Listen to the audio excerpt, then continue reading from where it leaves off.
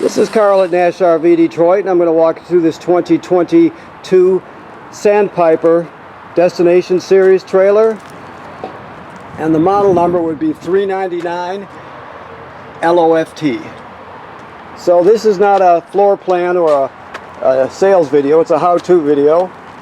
So I'm just going to show you around the trailer and some of the features and how it works, okay? So starting off at the door side rear of the trailer, you can see that there's a sticker that says LP Quick Connect, and down there, right there, is your LP Quick Connect.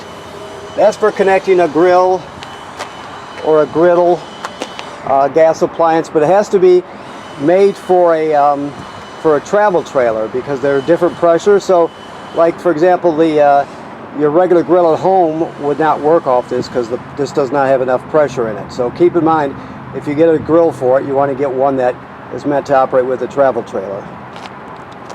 Okay, so you have power and a TV signal out. If you wanted to put a TV out here, 2 speakers. You have a power awning with LED strip. Okay, sliding doors, patio doors. Okay, so this is where you fill your hydraulic tank up if it would happen to be low. So keep that in mind. That's where it's done. I think the front, as I recall, the front 2 slide outs, door side and off door side, are both hydraulic, and I think the one in the bedroom is electric. Well, I'll confirm that when we get inside, but I'm sure that's right. Okay, so we have 2 LP tanks, 30 pounds, and they're full. You have a deep cycle marine battery, brand new, and of course just a cranking type tongue jack. All right, so just so you know, under here, I don't know if I can get a good picture of it, but there's a white gate valve back there that you use to dump your fresh water tank. Your low point drains are back there. Let me see if I can get a picture of them. Not very well, but they're back there. That just has to do with winterizing the trailer. Okay, so here we have a shower or a sprayer, which is good for kids or dogs or feet or bicycles, whatever you have. Your city water connection is right here, so that's the most common way to get water to the trailer, is to just hook up the city water and you're all set. Now if you don't have city water, you can fill your fresh water tank right here and then use the onboard electric pump to pump the water. Everything will work as though you have city water. You'll just be pumping it out of the tank. Okay, and of course this is your black tank flush. After you dump your black tank is toilet water and waste. After you dump that, you leave the valve open, like it'll say on this the sticker here. Make sure you leave the black tank valve open. You put the hose on here, you turn it on and spray out the inside of your black tank, and it'll also clean off your sensors so you get good accurate reading, that sort of thing. Okay, all right, 50 amp power cord. It's a 50 amp system. We give you the reducers to reduce it down. This is, let's do it this way here, hold on. This is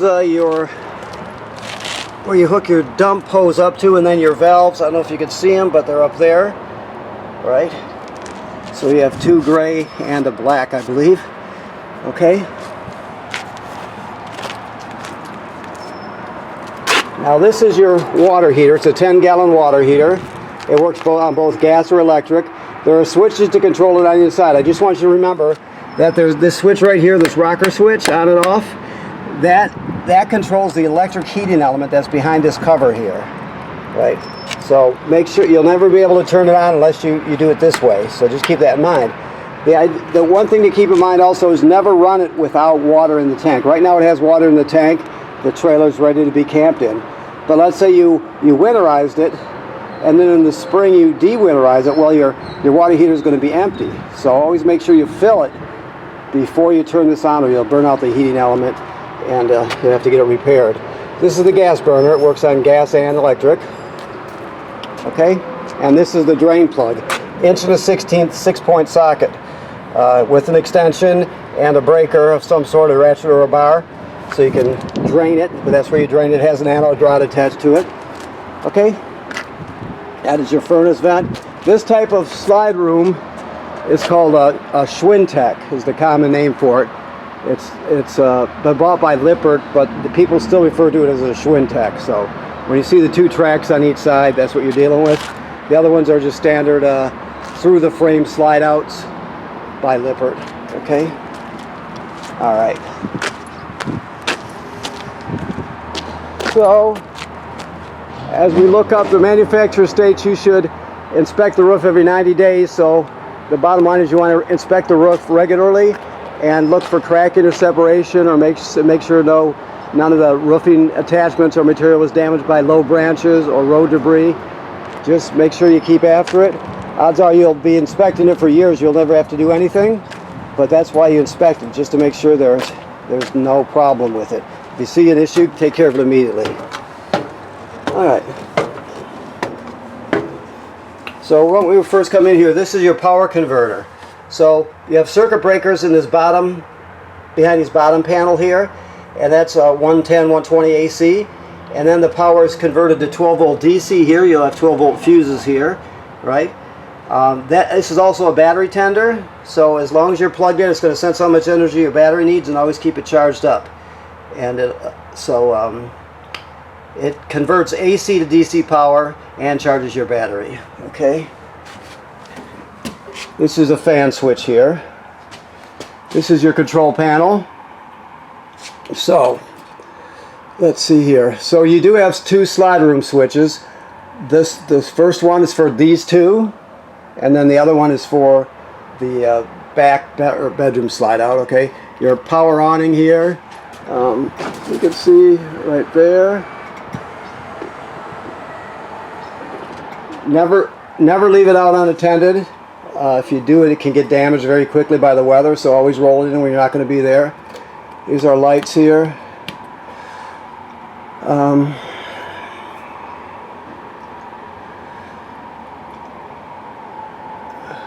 So your water, let me get this straight here. Your water heater on gas is right here.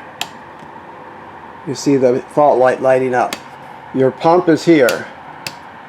The pump is used when you're pumping water from the fresh water tank. If you don't have city water, it's also used to winterize the trailer. The electric switch is in the bottom left-hand corner outside. I showed you that. Okay.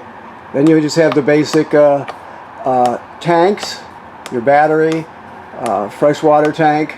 Okay. It's pretty self-explanatory.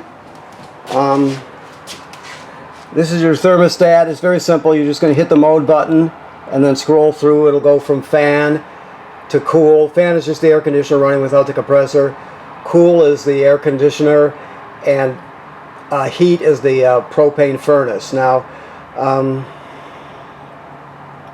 if it gives you an option for fan speed, always choose auto. That's the best way to do it. And this is just another fan switch for this one here. I believe let's try it and see here. Yeah, that's for this one right here. Okay. As we move along, let me just see here. Your refrigerator is a 110 or 120 AC refrigerator, so it has to be plugged in for it to work, plugged into shore power. If you're traveling, always leave this in place so you don't dent your doors. They'll fly open and get damaged, so if you keep that lock in there, you won't have that issue.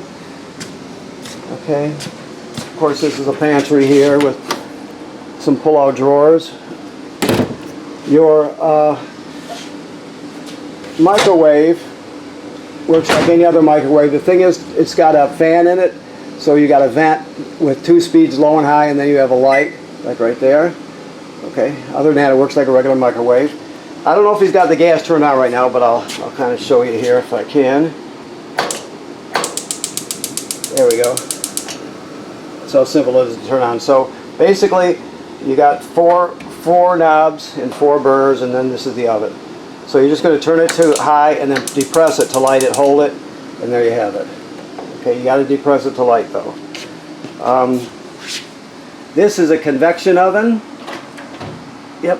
So you have a convection oven, which is great. Your TV, obviously you have a remote for it right here. And this is your This is your TV remote, and this is your soundbar remote. The soundbar plays discs, of course. You have a USB port so it can stream off the USB. You have FM radio. You have Bluetooth so you can stream wirelessly from your phone or tablet. So it does pretty much everything you need. The fireplace runs on AC power, and there's a lot you can do with it. You can change the look of it here, change the color of the flame. I think I go with that one. You can change the color of the crystals. Right? You low, high, those are the fan speeds, right? So it's a space heater, so it'll really kick out the heat. The great thing about it is you have LP gas for the furnace, and you have a limited supply. But on those days where you don't need to run the furnace, you can just kick this on at night or early in the morning. It'll take the chill right out. Okay, that's that. Whoops. Here we go.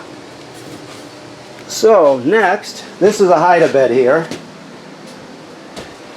Just so you know, in this box here, these are the louvers that hang in front of your sliding door. You can install those if you choose to. It's up to you. You can also pull these cushions off, and you can, let me get that out of there. You can pull these cushions off, and then you can grab it down here and fold the hide-a-bed out. It's a 3-panel hide-a-bed, and it's got foam panels. It's actually not so bad for a sofa bed. Okay. Another thermostat for back here. And of course you have your theater seats and your dining area. If you're traveling, always lash the seats down so they don't bounce around and break something. Okay, let me look around to see if I forgot anything here. Anything of importance. Looks like we've got it back here. Okay. So next is the bathroom. Sink and shower work like any other sink and shower, of course.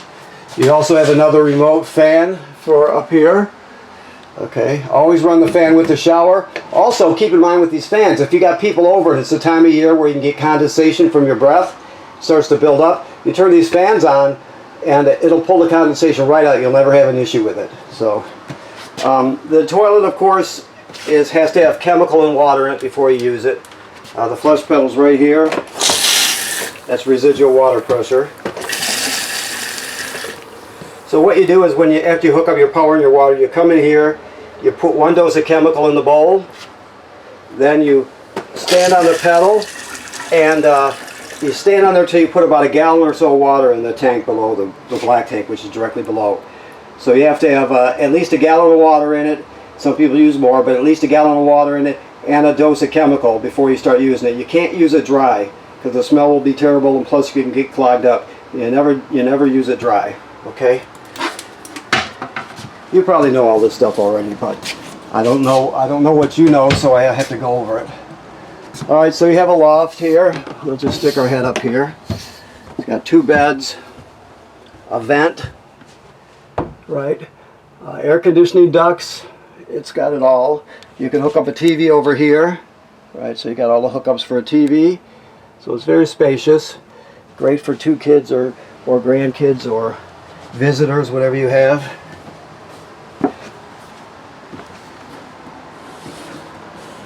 Okay. So the bedroom. This is the screen that goes in the sliding door. So that's that. This is your dump hose, and this is one of the adapters for your power cord. You can pick this bed up, and there's storage underneath like a foot locker almost. You have drawers here, and they're also, I think they're self-closing also, if I'm not mistaken. Yeah, so they're self-closing. Now, this is wired and plumbed for a washer-dryer combo. So if you wanted to, you could put a stackable washer-dryer in here. Okay. Now I'm going to tell you something that's important that I discovered about it. Now, when you winterize your trailer, you have to bypass the water heater. And if you don't do this yourself, whoever's doing it for you will know what I'm talking about. When you take this panel off here, just 2 screws holding on, you'll see the plumbing that goes to the back of the water heater. You have to really stick yourself inside there and then look up to find the valve, okay?